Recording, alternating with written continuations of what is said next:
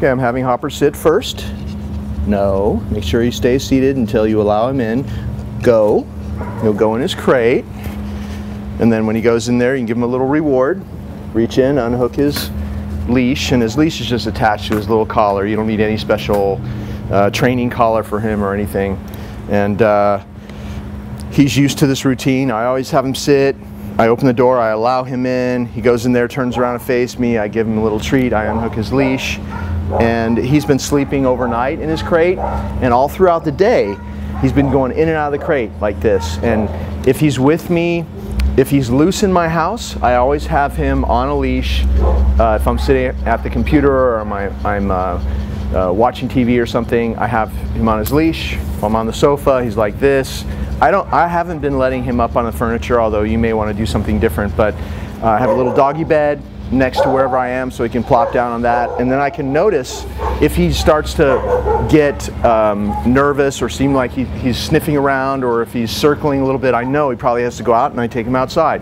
And since he's been with me for over 4 weeks, he's had not one accident in the house, because he's either outside, he's in the crate, or he's with me supervised so that I can see if he needs to go to the bathroom. I take him out through the same door every time. It's usually out in this yard here.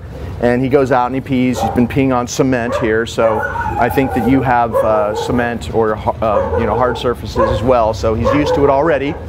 But I just make sure that there's no possible way that he can make a mistake, so that pattern continues.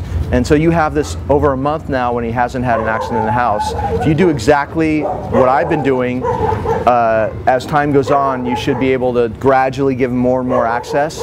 But for the first few weeks, for the first month that you have him back, I would highly recommend that you do it exactly as I've just described to you. And of course, if he's in his crate, he goes straight from his crate outside first, and then you bring him in, and then you can let him be loose, supervised on a leash. Because of course, if he's been in his crate for an hour or so, or especially overnight, he's going to probably need to go, so you take him out. He does his business outside, then you can bring him in and have him loose because he's already gone. And then if you can't supervise him anymore, he either goes back outside or he goes in his crate, so he can't possibly make a mistake. Today's a really hot day, and our air conditioning has broken down today, so we're doing this outside, but it's still all the same moves. And of course, I've already practiced once in your house with you and shown you how this works, and today I'm coming back to do some more with you. So it's wherever you have the crate, it's the same moves. Wherever he is on a leash, it's going to be the same moves with the training. So when I'm going to take him out, and he may have been here overnight, or he may have been in here just for a half an hour or an hour in the house, during the day, I always make sure he waits for me in the crate before he comes out. I open the door and give him a little gift, a little piece of Natural Balance sausage. He loves the lamb flavor. That's what I've been giving him this whole time.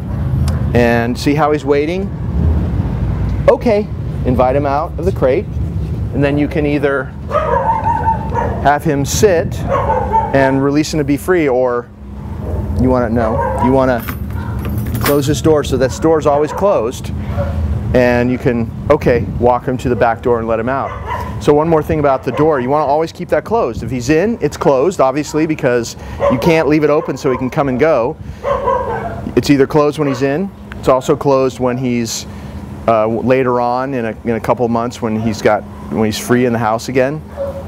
You can do whatever you want, but I would always keep that door closed so that you have control over the boundary. See, he wants to go in there, back in there now. He loves his crate, so it also gives you more control, and then he'll perceive you as being more of the person in control. Okay, if you control the boundary to his den, and that's the way he sees his crate. It's his den. Okay, let's go.